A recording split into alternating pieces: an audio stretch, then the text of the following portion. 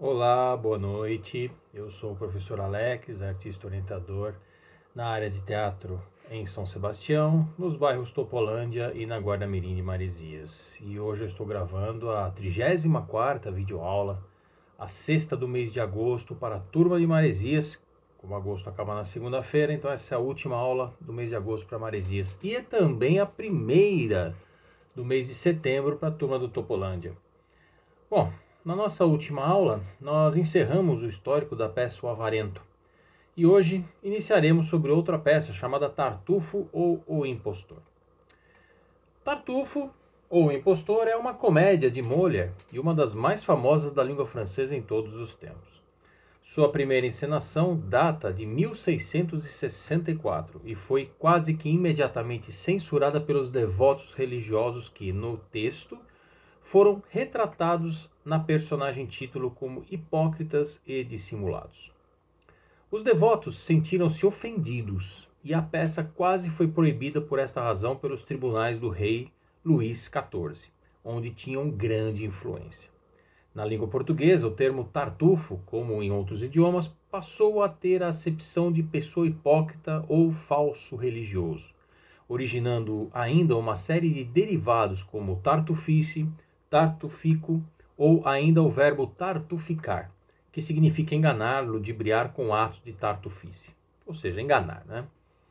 Um resumo desta peça. Molière utiliza em seu texto elementos de uma sofisticada linguagem cômica, abordando com mordacidade as relações humanas que envolvem a religião, o poder e a ascensão social. Ele utiliza como molde para a peça a aristocracia francesa em luta por manter seus privilégios, a burguesia ascendente, ávida por ampliar seu status quo, que significa no estado das coisas, e ainda o papel intrigante dos religiosos. Mas é, no entanto, através da popular e sábia Dorina, a empregada, que Molière desconstrói a hipocrisia da estrutura social da época, desmascarando o farsante Tartufo. Dorina é símbolo dessa bem comportada estrutura, utilizando-a ao seu bel prazer, a seu único e exclusivo proveito, sendo capaz de mentir, roubar, fraudar, especular e transgredir com um único objetivo, de granjear mais privilégios. E tudo em nome de Deus. A peça, apesar de retratar uma situação que antecedeu a ascensão da burguesia, mantém-se atual ao denunciar males eternos e universais como a corrupção, a hipocrisia religiosa, a ocupação de cargos de mando e relevo por espertalhões. Personagens. As personagens da peça são Dona Pernelle, que é a mãe de Orgon, enganada por Tartufo. O próprio Orgon, que é o senhor da... Orgon, né? Fala Orgon, que é o senhor da casa, esposo de Elmira, também é enganado por Tartufo. Elmira, esposa de Orgon, ela é a chave para se compreender o verdadeiro eu de Tartufo. Damis, que é o filho de Orgon, corteja a irmã de Valério. Mariane, filha de Orgon, noiva de Valério. E Valério, noivo de Mariana. Cleanto, cunhado de Orgon. Tartufo, que é o falso devoto que engana Orgon e Dona Pernelle. E Dorina, criada de Mariane, que dá o tom cômico à peça através de comentários sarcásticos e exagerados. Tem Monsieur Loyal, que começa com Belleguin, que é um agente de polícia, e termina a peça como sargento. Temos um policial também, que não é mencionado o nome. Flipote, que é a criada de Madame Pernelle. Laurin, criado de Tartufo. Argas, amigo de Orgon, que confia a ele documentos que Tartufo rouba e chantageia Orgon. Não possui nenhuma fala na peça. O cenário. O cenário é a Paris dos anos 1660, a casa de Orgon. Existem 3 personagens cujos nomes se repetem da peça O Avarento. São eles Cleanto, Mariane e Valério. O enredo. Orgon, pessoa muito importante da sociedade parisiense, havia caído sobre a influência de Tartufo, um religioso bastante hipócrita, além de ser extremamente inescrupuloso. Na verdade, os únicos que não se dão conta do verdadeiro caráter do espertalhão são Orgon e sua mãe. Orgon. Tartufo exagera em sua devoção religiosa, chegando mesmo a ser o diretor espiritual de Orgon. Desde que o vilão passa a residir na sua casa, que Orgon segue todos os seus conselhos, chegando ao ponto de prometer-lhe a filha em casamento, apesar da mesma estar noiva de Valério. A jovem Marianne fica bastante infeliz com a decisão paterna, e sua madrasta Elmira tenta desencorajar suas pretensões matrimoniais. Durante esse diálogo, Tartufo tenta seduzir Elmira, a jovem esposa do velho Orgon, cena esta testemunhada por Damis, filho de Orgon. Damis relata ao pai que o que viu, né? Mas este, longe de acreditar, deserda Damis e decide passar a própria casa para o nome do caloteiro, vendo assim uma forma de forçar o casamento contra o qual todos pareciam tramar. Aumenta a tristeza de Marianne e Elmira adia sua assinatura do contrato feito pelo marido. Ao ser questionada por ele, Elmira então propõe a Orgon que, escondendo-se sobre uma mesa, seja ele próprio testemunha do verdadeiro caráter de Tartufo. Orgon concorda com o estratagema e, ante as palavras de Tartufo para sua mulher, descobre finalmente qual o verdadeiro caráter do hipócrita, a que tanto confiara, e que sua família sempre tivera razão. Orgon coloca Tartufo para fora de casa, mas este, porém, impõe-se como seu novo proprietário. E Orgon dá-se conta de que depositara com o falso devoto documentos de um amigo, cuja fuga ocultara, comprometendo. A mãe de Orgon vem lhe visitar. Dona Pernelle tem ainda grande admiração por Tartufo e não se deixa convencer sobre o real caráter dele. Surge então o Sr. Loyal, policial enviado por Tartufo, a fim de avisar que a família só tem até o dia seguinte para desocupar o imóvel. Só depois disso, Dona Pernelle reconhece que ele é mesmo um caloteiro. Enquanto a família reunida discute como safar-se daquela situação vexatória, chega Valério, informando que Tartufo entregara ao rei os documentos que incriminavam Orgon e que este deveria ser preso. Eles planejam rapidamente uma fuga, mas Tartufo reaparece, desta feita acompanhado por um policial. Autoritário, Tartufo expede a ordem para que Orgon seja preso, mas quem acaba preso, para a surpresa de todos, é o próprio Tartufo, pois se descobre que ele era um caloteiro conhecido, tendo já aplicado outros golpes. Assim, a doação feita é anulada e, finalmente, Orgon permite o casamento de Valério e sua filha Marianne. Reações à obra. A obra foi apresentada perante o rei em maio de 1664, antes da sua estreia, e numa versão inacabada, com apenas 3 atos, e apesar disto conseguiu indignar os devotos pelo seu conteúdo.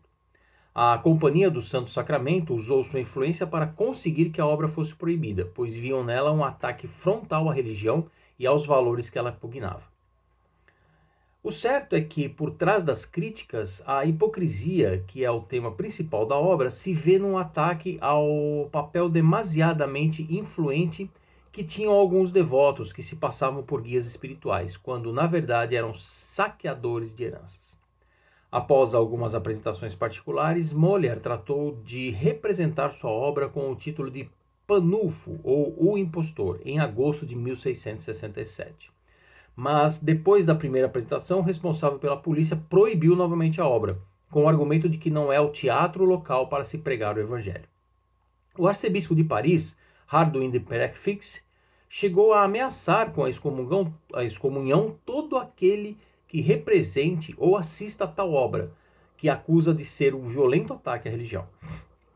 Foi então que Molière esperou até fevereiro de 1669 para que Luís XIV o autorizasse a representar a sua peça, que recuperou o título original de Tartufo.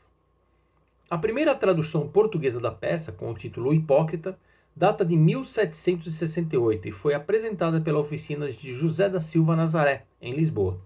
Nesta tradução, o Tartufo é explicitamente um jesuíta. As intenções de Molière. Ao escrever sua obra, Molière ataca um grupo muito influente, os devotos. Entre estes, se contavam homens cujas religiosidades eram sinceras, mas a maioria era de manipuladores conscientes do poder que poderiam obter com a falsa devoção. Foi a esse segundo tipo que Molière atacou. Mas também descreve uma rica família da alta burguesia. Orgon, uma vez tendo consolidado sua posição financeira, busca uma espécie de legitimidade religiosa. Como todos os altos burgueses descritos por Molière, mostra uma certa ingenuidade. Exerce um tipo de ditadura sobre seus filhos E o tema do matrimônio de conveniência, algo que Molière não aceitava, também se acha nesta obra. A peça se insere na realidade histórica com alusão à Revolta da Fronda, que foi uma série de guerras civis ocorridas na França entre 1648 e 1653. O rei aparece como símbolo do bom senso. Em torno de Orgon e Tartufo, que somente surge quando a peça está bastante avançada, aparecem outros personagens frequentes em Molière. Os jovens ingênuos e impetuosos, Dames, Mariane e Valério, os sábios e razoáveis, Eumir e Cleanto, a serviçal com senso vulgar e linguagem curta e direta, Dorina, e a velha fora do tempo e da razão, Madame Pernelle. Apesar de todos estes ingredientes fazerem de Tartufo uma comédia de feitio clássico, a obra é revolucionária pela forma como coloca em xeque a questão da religião que se impõe ditatoriamente. É, ao lado de Dom Juan, uma das obras que mais criou polêmica. Adaptações para o cinema. Bom, como toda obra já foi adaptada para o cinema, essa não foi diferente.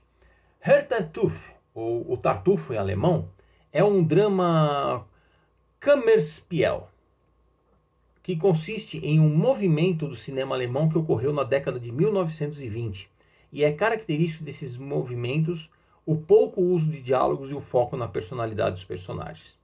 Foi filmado entre fevereiro e abril de 1925 pelo diretor alemão Friedrich Wilhelm Murnau.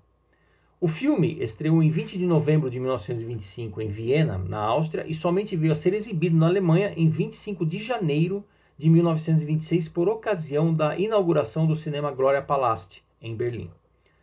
O roteiro do filme, baseado livremente na peça teatral Tartufo ou Impostor, de Molière, trata de um beato dominado por sentimentos claramente anticlericais, que, municiado de uma humildade hipócrita, ludibria e controla um homem casado, culminando com a repressão de sua relação marital fundamentada em princípios pseudo-religiosos. Tem também uma diferença entre esse filme e a peça. Com o objetivo de sintetizar o roteiro adaptado aos estritamente necessário para unir as duas histórias, Karl Mayer eliminou os atos 1, 2 e 5. Também foram cortados todos os personagens considerados secundários, ou seja, os filhos e a mãe de Orgon, para que o enredo se concentrasse no triângulo Orgon, Eumira e Tartufo. Teve um outro filme, de 1984, chamado Le Tartuffe, que é uma comédia francesa de 1984, dirigida e estrelada por Gérard Depardieu, inspirada na peça Tartufo também. Foi exibido na sessão Un Certain Regard do Festival de Cannes de 1984 e produzido pelas produtoras Les Filmes do Lausanne, DD Produções, Gaumont e TF1. O filme conta a história de Tartuffe, que foi interpretado por Gérard Depardieu, um impostor audacioso que se faz de bom moço para ter acesso à fortuna, às propriedades e à filha do ingênuo comerciante Orgon, interpretada por François Perrier. Apesar da insistência da família e de sua esposa Eumira, Elisabeth Depardieu, que era esposa de Gérard Depardieu, em alertá-lo, Orgon parece estar cego e acaba perdendo tudo o que tem. Eu mencionei acima que um filme foi exibido na sessão Un Certain Regard, que é uma sessão do Festival de Cinema de Cannes e é disputado na Sala Debussy, paralelamente ao concurso para a Palma de Ouro. Essa sessão foi introduzida em 1978 por Gilles Jacob. E esse nome significa por outro ângulo, e a sessão apresenta 20 filmes com estilos inusitados e histórias não tradicionais em busca de reconhecimento internacional. Bom, por hoje nós terminamos, e na próxima aula nós falaremos sobre outra peça de Molière, chamada O Doente Imaginário. Uma boa noite a todos e até lá.